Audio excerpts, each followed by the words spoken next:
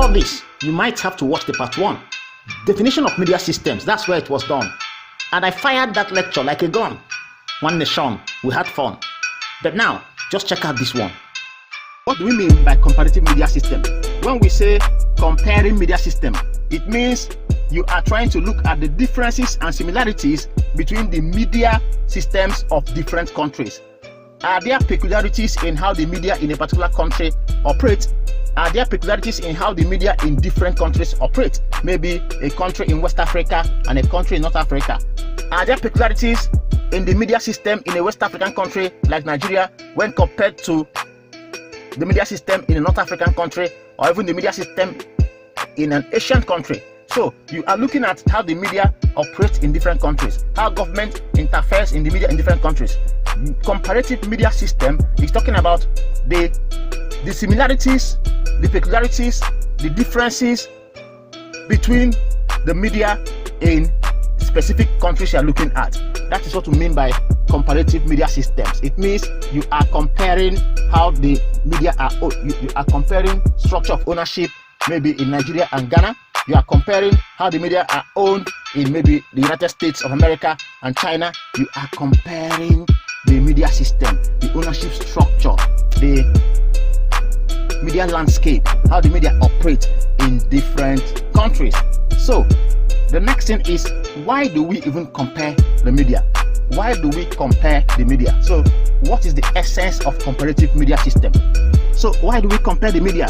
Now we compare the media because of, basically we have said, to see the differences and similarities in different media systems, to examine, to evaluate the differences and similarities in different media systems. You ask yourself, how similar or different are journalism cultures in different countries? That is to say, we compare the media to understand the similarities or differences in journalism culture in different countries. That is to say, how is journalism practiced in the US, and then as compared to how it is practiced in China, how is it practiced in Nigeria, as compared to how it's practiced in Togo.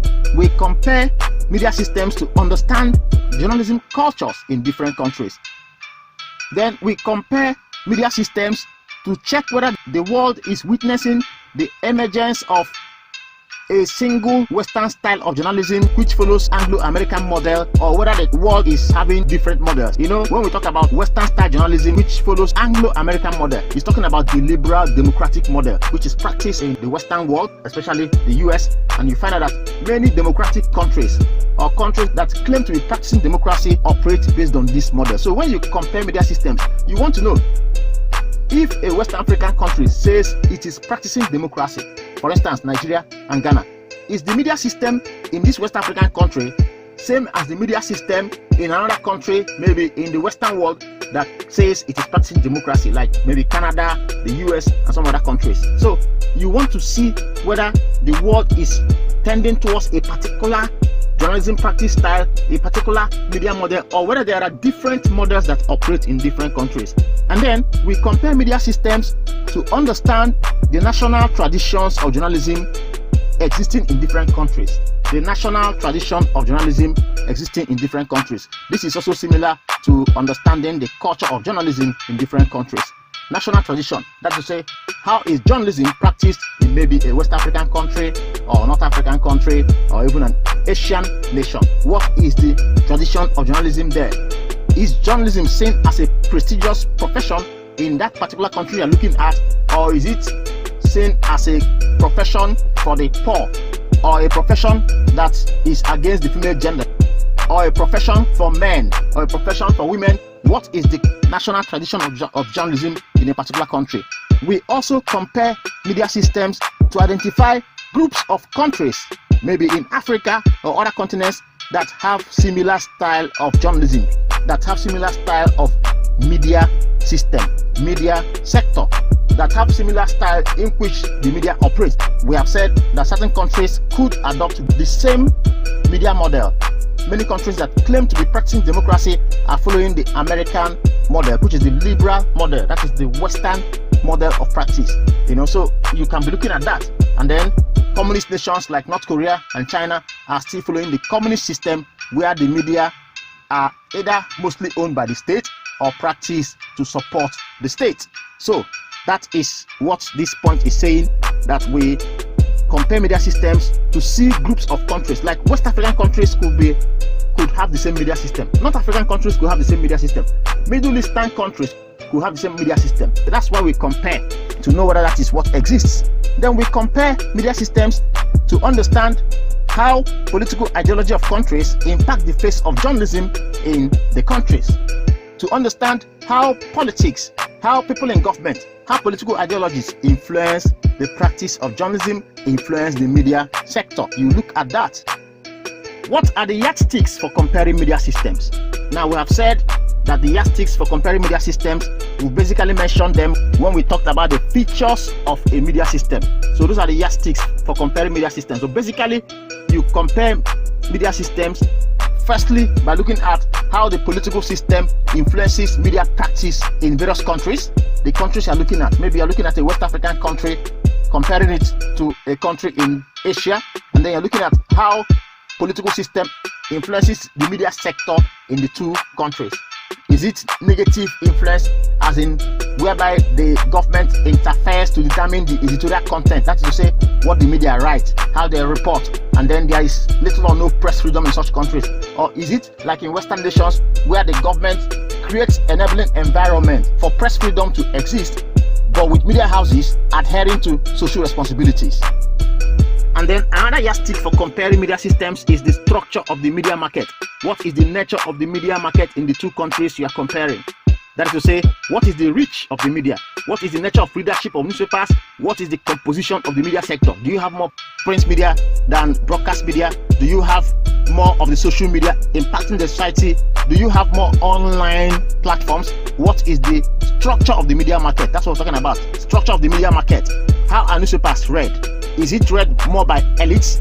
Does gender influence the way the media are used? That is to say, do you have more women preferring to watch television or listen to radio than men? Do you have more men preferring to read newspapers?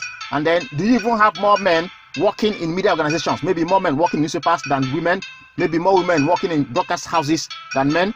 How does gender influence the media sector? That's what we're talking about when we say structure of the media market, the way the media market is. Then you have what they call political parallelism. That is to say, how does the political system influence the media sector? This has to do with knowing the political orientation of the media in any country. You use this to compare media systems.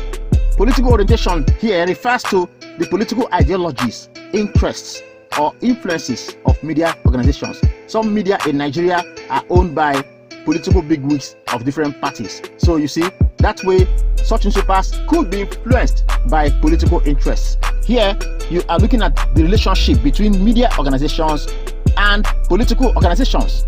Whether media workers are likely to take part in politics, how partisan the media audiences are. That is to say, some persons may not read a particular newspaper because they think the owner belongs to a different political party and they feel that newspaper will be biased. For instance, in a country like Nigeria, most state government-owned newspapers always carry information about the state and they don't give room for opposition parties to air their views. So this could affect the audience base of such government-owned media houses. So that's what he's talking about. This point is saying, how does politics influence the media? Another basis for comparing media systems is by checking professionalization of journalism. This factor describes the extent of autonomy or independence of journalists while doing their job. Are there professional codes of ethics for journalists?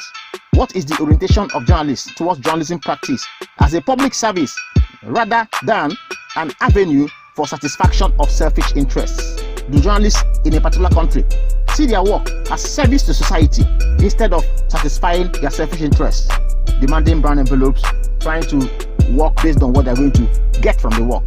Then another major yardstick for comparing media systems is the role of the state. That is to say, government intervention in the media sector. How does government intervene in the media sector? For instance, in Western countries, government allows the media to operate freely, though with some social responsibilities. Unlike in China and North Korea, which are communist nations, where there is authoritarian model of media system and government has serious influence on what the media do and say. This is one of the yardsticks for comparing media systems. Ownership structure is also another basis for comparing media systems. How are the media owned in different countries? Maybe in a country that operates authoritarian model of media system, you find more of the media owned by the state. But in a country that operates liberal media system, the type that is operated in the Western nations, you find private media organizations scattered across the country. Just like in Nigeria, you have many private media organizations in the country. Even though there are government media organizations, but the media sector is dominated by private media. So media landscape, structure of ownership, role of the state, influence of political system on the media, and then structure of the media market. These are yardsticks you can use to compare media systems. So that's it. Just follow the things I taught here and you'll be like, oh, thank you, dear. Your problem in this subject has been solved. I'm aware.